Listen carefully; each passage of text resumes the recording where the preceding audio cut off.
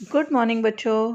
बेटा आज हम जो डायग्राम बनाने वाले हैं वो डाइजेस्टिव सिस्टम का है, मीन्स मानव पाचन तंत्र। वो कैसे वर्क करता है, किस तरह से उसको ईजिली बनाया जा सकता है, वो सारा इस वीडियो में है। तो स्टार्ट करते हैं। सबसे पहले एक स्केल लेंगे। सबसे पहले हम 14 सेंटीमीटर के स्ट्रेट लाइन खींचेंगे, फिर 4, 7, 10, 14 पे पॉइंट कर देंगे, 4, 3, 3, 4। देन फिर जो सेकंड पॉइंट है उस पर हमें क्या करना है कि 6 सेंटीमीटर की लाइन होगी तो 3 पर रखना है बीच में उसको, 3, 3 दोनों तरफ हो जाएगा। फिर जो थर्ड वाला पॉइंट है जहाँ पर अभी मैं बना रही हूँ वो 2.5 होगा, मीन्स 5 सेंटीमीटर की लाइन होगी, ये भी 5 सेंटीमीटर की होगी, और जो लास्ट वाली लाइन है वो होगी आपकी 3+3 6 सेंटीमीटर की। तो अब इसको खींच लिया। फिर हम क्या करेंगे, इन सारे पॉइंट्स को इस तरीके से मिला देंगे जिससे कि बॉडी की शेप आ जाएगी, जो मेन इस डायग्राम का बाहर का पार्ट है। तो अब हम इसकी नेक लाइन बनाएंगे। थोड़ा सा इस लाइन से ऊपर से स्टार्ट करते हुए इसके बाहर इसको बाहर निकाल देंगे, कंधे बन जाएंगे, दोनों तरफ करेंगे। और उसके बाद हम क्या करेंगे कि नीचे से इसका बाजू बनाएंगे और इसका स्ट्रक्चर को एक लाइन देंगे। इस लाइंस को फिर हम थोड़ा डार्क उससे मिला देंगे। अब जो नेक्स्ट है वो हम बनाएंगे इसका फेस या स्कल। तो ये स्कल बन गया, ये नोज़, देन लिप्स, और फिर ये गर्दन थोड़ा घुमाते हुए। फिर इसके बाद यहाँ से स्टार्ट होगा माउथ और टंग जो है उसकी ओपनिंग, जो कि ईसोफेगस से मिली हुई है। तो यहाँ से पहले सीधी लाइन ली, फिर नीचे पॉइंटेड निकाल दी, फिर ऊपर से थोड़ी सी लाइन लेके नीचे की तरफ ले आएंगे उसे, जो कि बनेगी ईसोफेगस। और फिर हम क्या करेंगे कि जो माउथ है उसके नीचे से भी एक ई बनाएंगे और उसको डबल कर देंगे, और फिर नीचे की तरफ इसी वाली ईसोफेगस से उसे जोड़ देंगे ग्रसिका से। तो ये तो आप देख रहे हो बन गई है ये। वैसे ग्रसिका का मेन फंक्शन क्या होता है, इससे होते हुए खाना माशय में जाता है, मीन्स स्टमक में जाता है।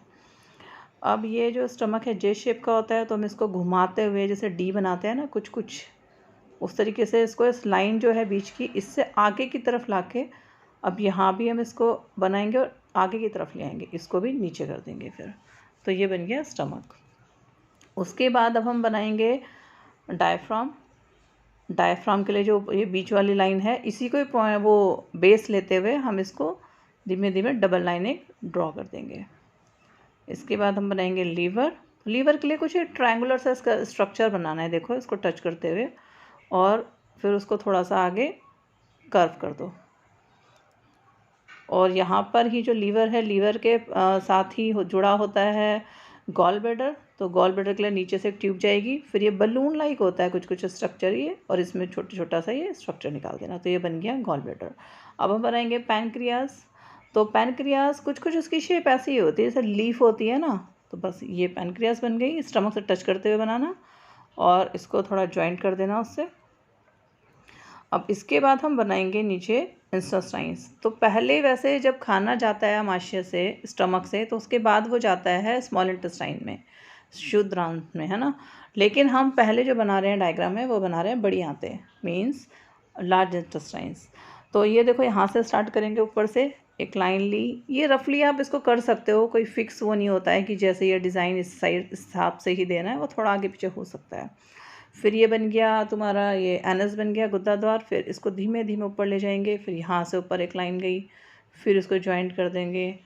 अब स्टमक जो पैनक्रियाज है उसके पास से यहाँ से एक लाइन लेंगे और इसको फिर हम आगे जॉइंट करते हुए इसको भी इस तरीके से आगे स्ट्रक्चर ले लेंगे।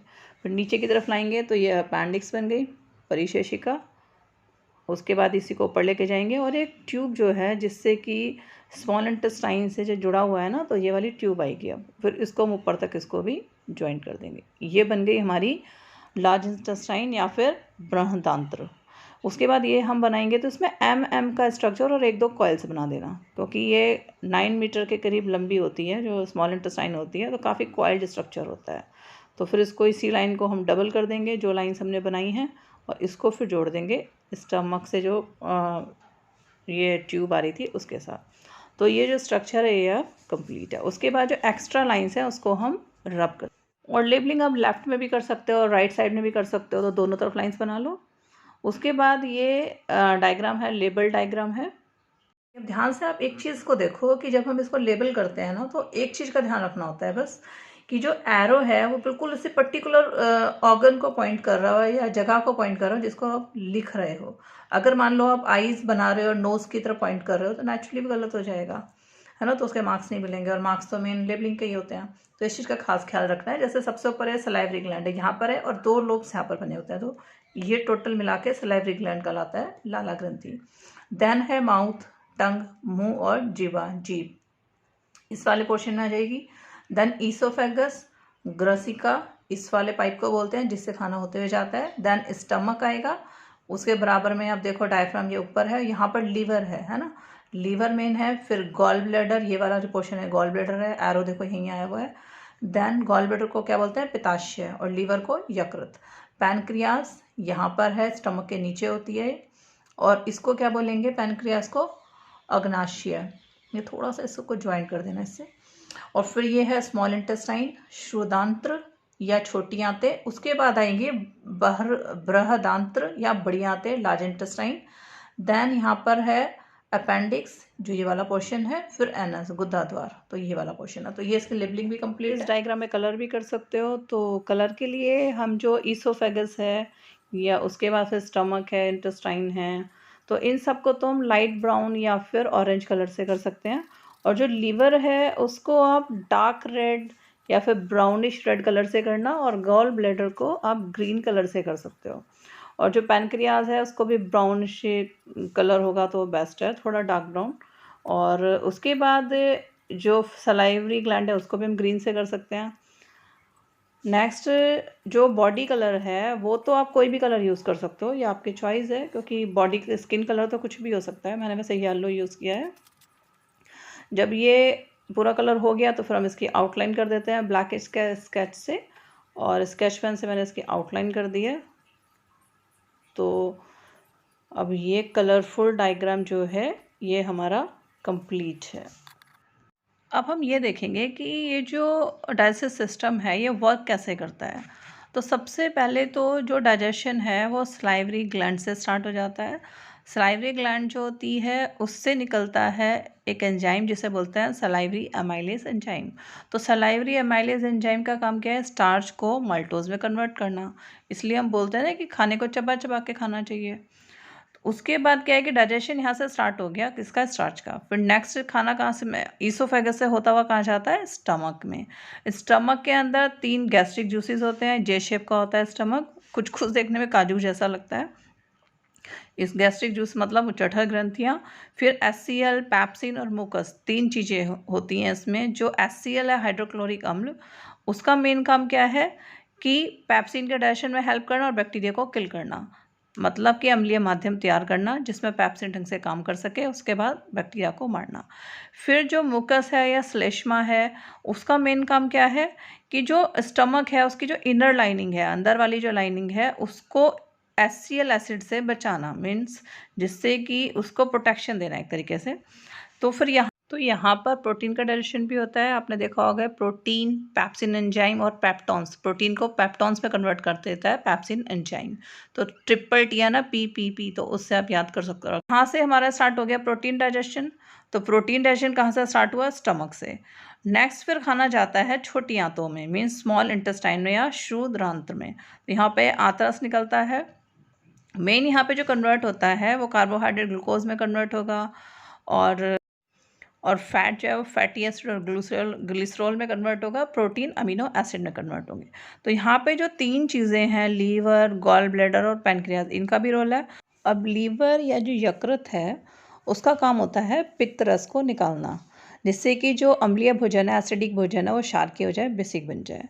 तो लीवर क्या करता है, सीक्रेट करता है बाइल, जो कि कंटेन करता है bile pigments and bile salts. अब गॉल ब्लैडर या पित्ताशय का क्या काम होता है कि जो लीवर से सीक्रेट हुआ था बाइल, वो इसको स्टोर करता है अपने अंदर। दूसरा इमल्सिफिकेशन का भी काम है कि जो पित्तरस है या बाइल है वो क्या करता है, इमल्सिफाइड करता है फैट को, मीन्स फैट की बड़ी गोलियों को छोटी गोलियों में कन्वर्ट करता है।